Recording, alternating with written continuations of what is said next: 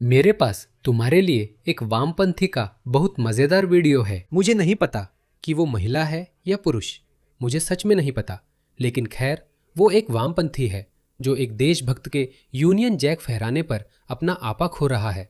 इसे देखो। अब मुझे तुम्हें बताने दो, अगर तुम इस इंसान का जेंडर नहीं समझ पाते तो तुम्हें बुरा महसूस करने की जरूरत नहीं है। मेरे लिए ये कोई बड़ी बात नहीं है, तुम जो चाहो वो बन सकते हो, लेकिन जाहिर है कि इन लोगों के लिए ये बहुत जरूरी है, इतना ज्यादा कि हमें उन्हें उनके सही सर्वनाम से संबोधित करना पड़ता है। अगर हम ये भी नहीं जान सकते कि वो कौन है या क्या है तो हम ये कैसे करेंगे? खैर, ये मुद्दा अलग है। ये देखो। क्या कर रहे हो? इसे देखो। क्या? सोचो सोचो कि कोई इतना परेशान, चिढ़ा हुआ और इतना बेवकूफ़ हो सकता है कि वो अपने काम में लगा हो और सड़क के किनारे कुछ देखे और फिर कहे, जानते हो क्या, मैं रुकूंगा और किसी से भिड़ूंगा। नस्लवादी? ये नस्लवादी नहीं है। ये नस्लवादी नहीं है। तुम्हारी नस्ल क्या है? क्या आप बता सकते हैं कि ये लड़का है या लड़की? क्या आप बता सकते हैं? मैं नहीं बता सकता। उसके पास एक है, उसकी मूछें हैं और हेयर स्टाइल से लगता है कि वो आदमी है, लेकिन फिर साफ तौर पर कुछ और भी है जो हम देख सकते हैं। हो सकता है वो मैन बूब्स हों, मुझे नहीं पता। टुकड़े बना रहा है। नहीं, क्योंकि वे यहाँ आ रहे हैं। हाँ, और मुफ्त होटल मिल रहे हैं। असल में मैं भी आ रहा हूँ। प्रवासी है। तो एक प्रवासी। मेरी माँ एक प्रवासी है। हाँ, और वैसे दोस्तों, जैसे जैसे हम इस सभ्यताओं के टकराव में और गहराई में जाते हैं, जैसी बातें कि मैं यहाँ पैदा हुआ था, मैं एक प्रवासी हूँ, मैं एक टैक्स देने वाला निवासी हूँ, इन सब बातों का मतलब धीरे धीरे खत्म होता जाएगा, क्योंकि जैसे जैसे दोनों पक्ष अपने अपने नैरेटिव को जिताने के लिए और ज़्यादा बेताब होते जाएंगे, ये सारी पारंपरिक सीमाएं गिरनी शुरू हो जाएंगी। इनमें से कुछ भी मायने नहीं रखेगा, क्योंकि आखिरकार जैसे जैसे हम अपनी मंजिल के करीब पहुंचते हैं या अपने अस्तित्व की लड़ाई और गहराई तक जाते हैं, हम कहेंगे, तो क्या, मुझे फर्क नहीं पड़ता। मुझे फर्क नहीं पड़ता कि आप प्रवासी हैं या नहीं। मुझे फर्क नहीं पड़ता कि आप कानून का पालन करने वाले नागरिक हैं या नहीं। अगर आप मेरी विश्व दृष्टि को नहीं अपनाते तो आप दुश्मन हैं। मेरे पास सब कुछ है, मैंने सब कुछ हासिल कर लिया है। मुझे नहीं लगता कि हम किसी फोकस की तलाश कर रहे हैं। उसे देखो, देखो ये कितना छोटा है, वहां तक पहुंच भी नहीं सकता।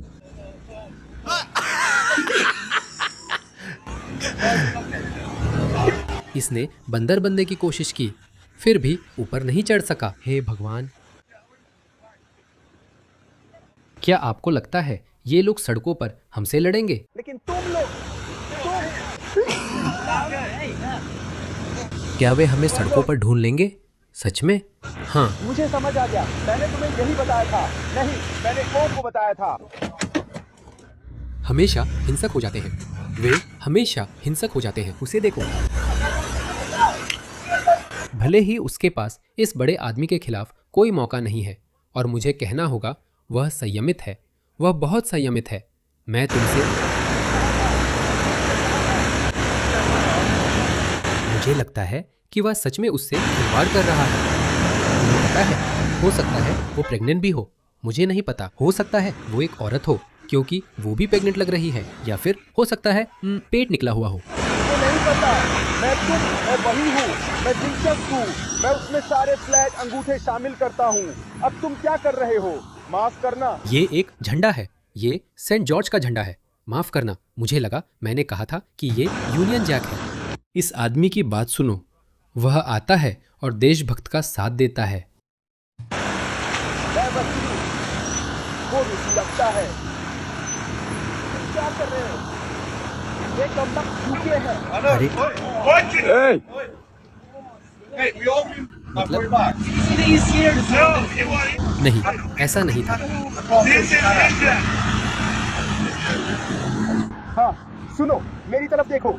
मुझे पता है तुम भाग रहे हो, लेकिन तुम मुझे देख नहीं रहे हो, क्योंकि मुझे पता है तुम किस बारे में बात कर रहे हो। बदबू। नहाओ। क्या तुम्हें वो चीज मिली?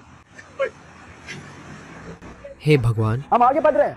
मैं सब कुछ शामिल कर रहा हूँ, सारी फ्लैग। अरे फ्लैशबैक के लिए। मेरी मदद करो, उसकी मदद करो। हेलो, चलो।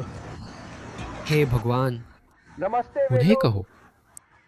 ये वही देम वाले लोग हैं जो हमसे लड़ने वाले हैं। ये सभी देशभक्त पुरुष, वे बस अद्भुत संयम दिखा रहे हैं।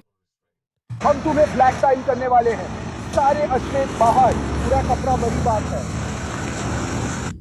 भाई वो लड़का है या लड़की, या फिर वो ट्रांजिशन में है? मुझे भी नहीं पता। ये देखो,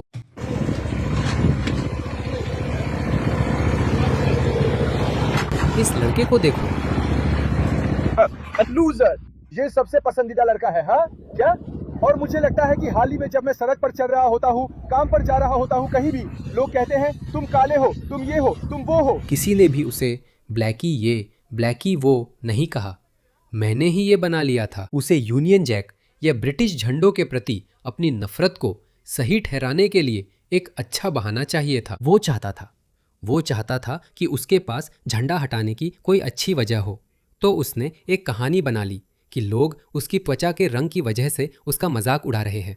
आज के दौर में ये सब बिल्कुल बकवास है। कृपया मैं इस बारे में उलझन में हूँ। नहीं, इसका काले लोगों से कोई लेना देना नहीं है दोस्त। हम जो कर रहे हैं वो ये है कि हम ब्रिटिश झंडा लगा रहे हैं, क्योंकि हम अपने झंडे का समर्थन कर रहे हैं। हाँ, हमें अपना झंडा पसंद है। हाँ, अगर आप किसी और देश में जाएं, सुनो, स्पेन जाओ, हाँ, वहाँ लोग स्पेनिश झंडे लगाते हैं। हाँ भाई सुनो, मैं तुम्हें अभी बता रहा हूँ, इधर उधर जाकर झंडा मत उतारो। हाँ, मैं तुम्हें अभी बता रहा हूँ, ये आखिरी झंडा है जो तुम उतार रहे हो भाई, वरना मेरी कसम, समझे? ठीक है। हाँ, वो उंगली हटा दो। नहीं, उसे तोड़ दो, वरना मैं कर दूंगा। उस चीज को तोड़ दो, वरना मैं अभी इस बाइक से उतर जाऊंगा और खुद कर दूंगा भाई। एक सेकंड, वहां झंडे हैं, एक सेकंड। मॉर्ब्रॉक्स को तोड़ दो, मार्च हटा दो, साला हटा दो भाई। ओ रुको, मत करो भाई, कसम से।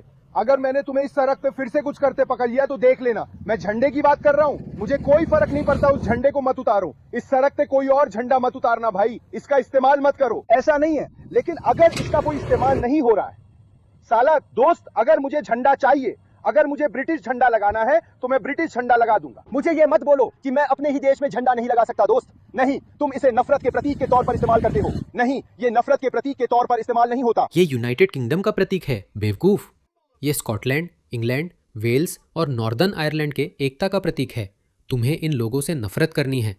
माफ करना, इन लोगों के प्रति बहुत नफरत पैदा हो रही है। इसका इस्तेमाल इसलिए होता है क्योंकि ये कमबख्त ग्रेट ब्रिटेन है भाई, वो ग्रेट ब्रिटेन से है, इसका किसी और से कोई लेना देना नहीं है। सुनो, ये कोई नस्ल भेदी बात नहीं है, यही तो तुम करते हो, इसे एक एक करके काटते हो।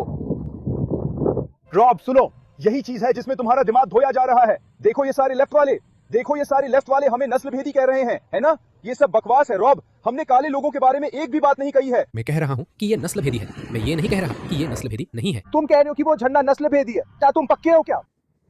मैं कह रहा हूँ कि अभी तुम नहीं, लोग इसका इस्तेमाल एक प्रतीक के रूप में करते हैं। कोई भी इसका इस्तेमाल नहीं करता। ऐसा नहीं है, मुझे लगता है। आगे बोलो। कुछ लोग इस झंडे से डर जाते हैं।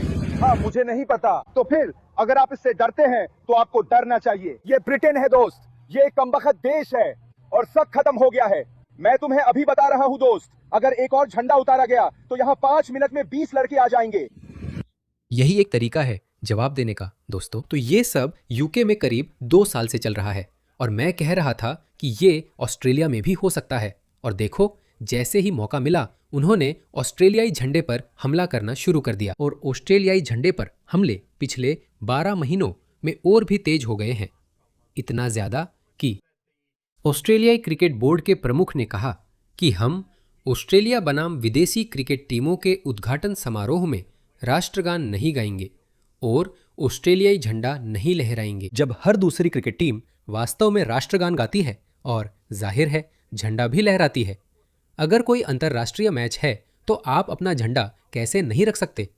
यही एक चीज है जो आपकी टीम, आपके देश का प्रतीक है। तो ऑस्ट्रेलिया में हमारे कुछ संस्थान इतने वोक हो रहे हैं, लेकिन शुक्र है तुरंत इसका विरोध हुआ और उस आदमी ने अपनी बात वापस ले ली। उसने कहा, नहीं ठीक है, लेकिन आप देख सकते हैं, आप इसे महसूस कर सकते हैं। वे अमेरिका में भी ऐसा ही करने वाले हैं।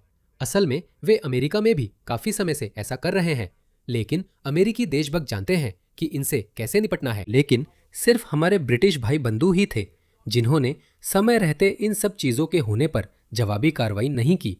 लेकिन अच्छी बात यह है कि हमारे ब्रिटिश दोस्त अब मुकाबला कर रहे हैं और ये आपके देश में भी हो सकता है। और जब ऐसा हो तो इसे स्वीकार मत करना। ऑस्ट्रेलिया में भी वही बातें कही जा रही है। वे कहते हैं कि ऑस्ट्रेलियाई झंडा जिसमें यूनियन जैक है वो सभी ऑस्ट्रेलियाई लोगों का प्रतिनिधित्व नहीं करता और वे हमेशा आदिवासी समुदाय का हवाला देते हैं। हालांकि यह एक मौका बन जाता है फिलिस्तीन समर्थक, वामपंथी और मार्क्सवादी समाजवादी कम्युनिस्टों के लिए भी, जो इसमें कूद पड़ते हैं और तरह तरह की दूसरी बातें जोड़ देते हैं। वे बच्चों से भी कह रहे हैं कि ऑस्ट्रेलियाई झंडे के लिए नए विचार, नए कॉन्सेप्ट लेकर आए। मेरा संदेश है, उन्हें 1 इंच भी मत दो। जब भी आप अपनी किसी भी मूल्य, चाहे बड़ा हो या छोटा, या अपने किसी भी प्रतीक, चाहे बड़ा हो या छोटा, पर समझौता करते हैं, आप कुछ खोते हैं और वे कुछ हासिल करते हैं। ब्रिटेन ने यही किया था और ब्रिटेन गृह युद्ध के कगार पर है। हम अपने किसी भी अन्य पश्चिमी देशों में ऐसा नहीं करने वाले हैं। ऐसा मत करो।